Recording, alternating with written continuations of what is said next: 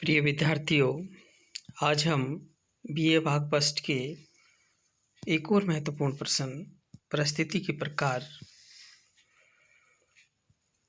में प्रदत्त परिस्थिति पर कुछ विस्तृत चर्चा करने जा रहे हैं। पिछले वीडियो के अंतर्गत हमने परिस्थिति किसे कहते हैं, परिस्थिति का अर्थ, परिभाषा एवं विशेषताओं पर कुछ विस्तृत चर्चा की थी। उसी प्रकार आज हम प्रदत्त परिस्थिति किसे कहते हैं, इन प्रदत्त परिस्थिति के महत्वपूर्ण आधार क्या हैं पर कुछ विस्तृत चर्चा करेंगे। प्रदत्त परिस्थिति समाज में कुछ परिस्थितियां ऐसी होती हैं जो व्यक्तियों के गुणों पर ध्यान दिए बिना ही उसको स्वतः ही प्राप्त हो जाती हैं। ये परिस्थितियां व्यक्ति को किसी परिवार विशेष में जन्म लेने व परंपरा आदि के कारण प्राप्त हो जाती हैं और बच्चे को उसी समय प्रदान कर दी जाती है जबकि उसके व्यक्तित्व के बारे में समाज कुछ भी नहीं जानता है। प्रदत्त परिस्थितियां समाज में पहले से ही मौजूद होती हैं। प्रदत्त परिस्थिति पर व्यक्ति का अपना कोई नियंत्रण नहीं होता है, जैसे स्त्री या पुरुष का होना, बालक या प्रौढ़ का होना, सुंदर या कुरूप होना, लंबा या छोटा होना व्यक्ति के नियंत्रण से बाहर होता है। लिंग भेद, आयु भेद, नातेदारी, प्रजाति, जाति, वैध एवं अवैध संबंध, संतान, गोद लिए बच्चे आदि प्रदत्त परिस्थिति के महत्वपूर्ण उदाहरण हैं। प्रिय विद्यार्थियों, हम यहाँ चर्चा कर रहे हैं कि प्रदत्त परिस्थिति क्या है। समाज में सामान्यतः कुछ पद, स्थान एवं स्थितियाँ ऐसी होती हैं जो हमें सामान्यतः अपने पूर्वजों के माध्यम से उसी प्रकार से प्राप्त हो जाती हैं जिस प्रकार से कि हमें हमारा शरीर प्राप्त होता है। अर्थात वे सभी परिस्थितियाँ प्रदत्त परिस्थितियाँ हैं जिनके लिए हमें किसी प्रकार की मेहनत या परिश्रम की आवश्यकता नहीं होती है। वे सभी परिस्थितियाँ सामान्यतः प्रदत्त परिस्थिति के नाम से जानी जा सकती हैं। जिस प्रकार हम कहें कि आयु भेद, कि हम छोटे हैं या बड़े हैं, लिंग भेद अर्थात हम स्त्री हैं या पुरुष हैं, जातीय भेद अर्थात हम हिंदू हैं या मुस्लिम हैं, लिंग भेद, आयु भेद, जातीय भेद, प्रजातीय भेद आदि एक ऐसे महत्वपूर्ण कारक हैं जो सामान्यतः व्यक्ति को जन्म के समय स्वतः ही प्राप्त हो जाते हैं। इनके लिए किसी प्रकार के परिश्रम की आवश्यकता नहीं होती है। व्यक्ति का सुंदर होना या कुरूप होना आदि भी सामान्यतः प्रदत्त परिस्थिति का महत्वपूर्ण आधार माना जाता है।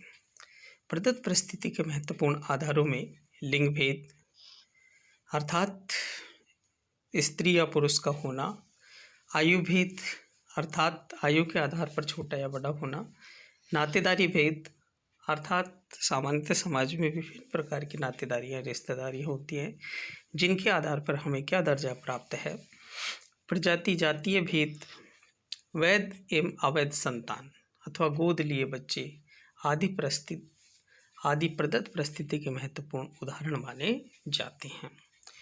यहाँ हमने प्रदत्त परिस्थिति किसे कहते हैं पर कुछ विस्तृत चर्चा की है।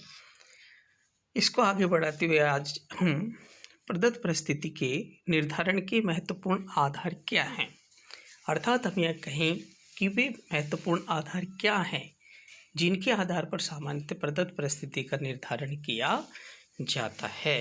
अर्थात प्रदत्त परिस्थिति के निर्धारण के महत्वपूर्ण कारक। यहाँ हम प्रथम कहें लिंग भेद के आधार पर। लिंग भेद प्रदत्त परिस्थिति का महत्वपूर्ण आधार माना जाता है। शिशु का लिंग जन्म से ही निश्चित तथा प्रत्यक्ष दिखाई देने वाला शारीरिक लक्षण है जो आजीवन स्थायी बना रहता है। सभी संस्कृतियों में स्त्री व पुरुष की भूमिका में अंतर पाया जाता है। जैसे कुछ समाजों में स्त्रियों को कोमल व कमज़ोर माना जाता है जबकि पुरुषों को साहस एवं वीरता एवं का शौर्य माना जाता है। जैसे यदि हमें घर से बाहर झगड़े की आवाज़ आती है तो हम पुत्र को ही वहाँ भेजने की अनुमति देते हैं भारत, जबकि पुत्री को भेजने की अनुमति नहीं देते। अर्थात हम यह कह सकते हैं कि लिंग भेद प्रदत्त परिस्थिति का महत्वपूर्ण आधार माना जाता है। अर्थात हम यह कह सकते हैं कि कुछ शारीरिक विशेषताएं जो कि सामान्यतः पुरुषों के अंतर्गत दिखाई देती हैं या लड़कों के अंतर्गत दिखाई देती हैं, वे परिस्थितियां सामान्यतः महिलाओं की अपेक्षा अधिक महत्वपूर्ण मानी जाती हैं, जिसके माध्यम से हम उन्हें समाज के अंतर्गत कुछ उच्च दर्जा या प्रदान करते हैं। जबकि जैसे यदि हमें घर के बाहर झगड़े की आवाज़ आती है तो हम पुत्र को ही वहाँ भेजने की अनुमति देते हैं, बल्कि पुत्री को तुरंत अनुमति प्रदान नहीं करते, क्योंकि भारतीय समाज व्यवस्था के अंतर्गत इस प्रकार से देखा जा सकता है। बल्कि भारत में ही गारो खासी जनजाति में मातृसत्तात्मक परिवारों में माँ को विशेष महत्व प्रदान दिया जाता है और सत्ता सामान्यतः सीधी माँ से पुत्र को प्राप्त होती है। अर्थात हम यह कह सकते हैं कि लिंग भेद भी प्रदत्त परिस्थिति का महत्वपूर्ण आधार माना जाता है। दूसरा हम कहें कि आयु भेद। यौन भेद के समान ही आयु भेद स्पष्ट शारीरिक लक्षण है, परंतु आयु परिवर्तनशील तथ्य है।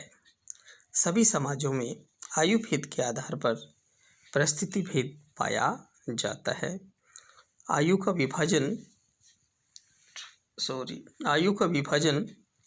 शिशु, बालक, युवा, प्रौढ़ एवं वृद्ध आदि स्तरों में किया जाता है। जहाँ एक और महत्वपूर्ण आधार लिंग भेद माना जाता है, उसी प्रकार से प्रदत्त परिस्थिति का महत्वपूर्ण निर्धारण का आधार आयु भेद माना जाता है। आयु भेद के अंतर्गत शारीरिक लक्षण के आधार पर यौन भेद के समान ही आयु भेद भी स्पष्ट दिखाई देता है, परंतु आयु परिवर्तनशील तथ्य है। सभी समाजों में आयु भेद के आधार पर परिस्थिति भेद पाया जाता है। आयु का विभाजन शिशु, बालक, युवा, प्रौढ़ एवं वृद्ध आदि के स्तरों पर किया जाता है। तीसरा हम यह कहें कि प्रदत्त परिस्थिति का महत्वपूर्ण आधार नातेदारी है।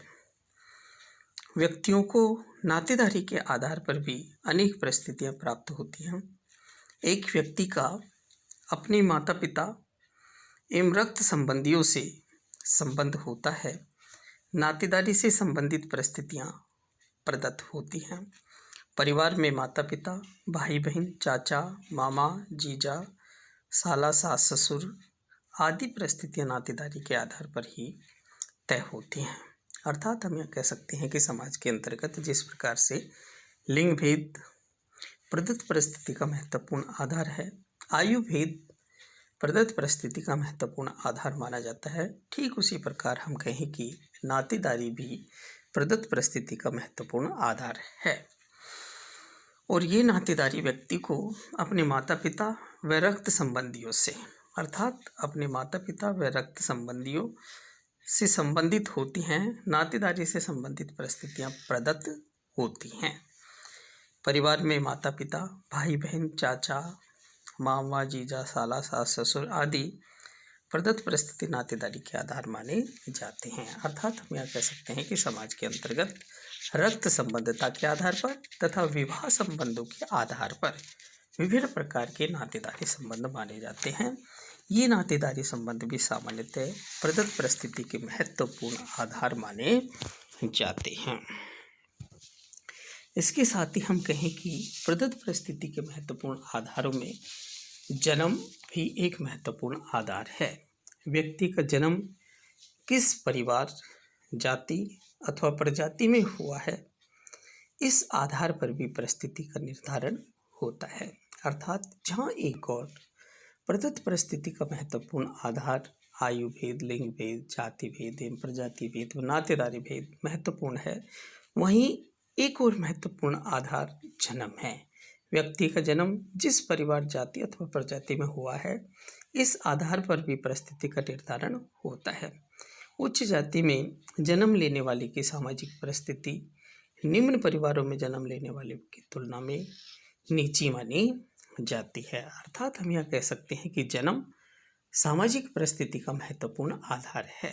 अर्थात जो व्यक्ति उच्च परिवारों के अंतर्गत जन्म लेता है, सामान्यतः उसकी परिस्थिति जो व्यक्ति निम्न परिवारों के अंतर्गत जन्म लेता है उसकी तुलना में ऊंची मानी जाती है। जहाँ एक और प्रदत्त परिस्थिति का महत्वपूर्ण आधार आयु भेद, लिंग भेद, जातीय एवं प्रजातीय भेद, नातेदारी संबंध, जन्म आदि के आधार पर ही हम कह सकते हैं कि शारीरिक विशेषताएं भी प्रदत्त परिस्थिति का महत्वपूर्ण आधार मानी जाती हैं। कई परिस्थितियां व्यक्ति को उसकी शारीरिक विशेषताओं के आधार पर प्रदान की जाती हैं। काले एवं कुरूप की तुलना में सुंदर, निर्बल की तुलना में शक्तिशाली एवं बीमार की तुलना में स्वस्थ एवं सक्षम व्यक्ति की सामाजिक परिस्थिति ऊंची होती है। अर्थात हम यह कह सकते हैं कि जहाँ जन्म महत्वपूर्ण आधार होता है, ठीक उसी प्रकार शारीरिक विशेषताएं भी प्रदत्त परिस्थिति का महत्वपूर्ण आधार मानी जाती हैं। कई परिस्थितियां व्यक्ति को उसकी शारीरिक विशेषताओं के आधार पर प्राप्त हो जाती हैं, जैसे रंग भेद के आधार पर काले एवं कुरूप की तुलना में सुंदर की परिस्थिति अधिक महत्वपूर्ण मानी जाती है। निर्बल की तुलना में शक्तिशाली व बीमार की तुलना में स्वस्थ एवं सक्षम व्यक्ति की सामाजिक परिस्थिति ऊंची मानी जाती है। जहाँ एक और महत्वपूर्ण आधार जन्म, शारीरिक विशेषताएं के साथ साथ जाति एवं प्रजाति भी महत्वपूर्ण आधार माना जाता है। भारत में जाति व्यक्ति की परिस्थिति निर्धारण का एक प्रमुख आधार है। ऊंची जातियों में जैसे ब्राह्मण, क्षत्रिय और वैश्य में जन्म लेने वाले की परिस्थिति ऊंची, शूद्र व अछूत जातियों में जन्म लेने वाले से ऊंची समझी जाती है। इसी प्रकार काली एवं पीली प्रजाति की तुलना में गोरी प्रजाति के लोगों की सामाजिक परिस्थिति ऊंची मानी जाती है। अर्थात हम यह कह सकते हैं कि समाज के अंतर्गत प्रदत्त परिस्थिति का महत्वपूर्ण आधार जाति एवं प्रजाति भी है। अर्थात हम यह कहें कि भारत में ब्राह्मण, क्षत्रिय, वैश्य एवं शूद्र, ब्राह्मण, क्षत्रिय और वैश्य की समाज में परिस्थिति ऊंची मानी जाती है शूद्र एवं अछूत जातियों की अपेक्षा। ठीक उसी प्रकार काली एवं पीली प्रजाति की तुलना में गोरी प्रजाति के लोगों की सामाजिक परिस्थिति ऊंची मानी जाती है। अर्थात हम यह कह सकते हैं कि जाति एवं प्रजातीय भेद भी समाज में प्रदत्त परिस्थिति का महत्वपूर्ण आधार माना जाता है। प्रिय विद्यार्थियों, आज हमने प्रदत्त परिस्थिति किसे कहते हैं एवं प्रदत्त परिस्थिति के महत्वपूर्ण आधार क्या है आदि पर चर्चा की थी। इसी कड़ी को आगे बढ़ाते हुए हम अगले वीडियो के अंतर्गत अर्जित परिस्थिति पर कुछ विस्तृत चर्चा करेंगे। Okay, thank you.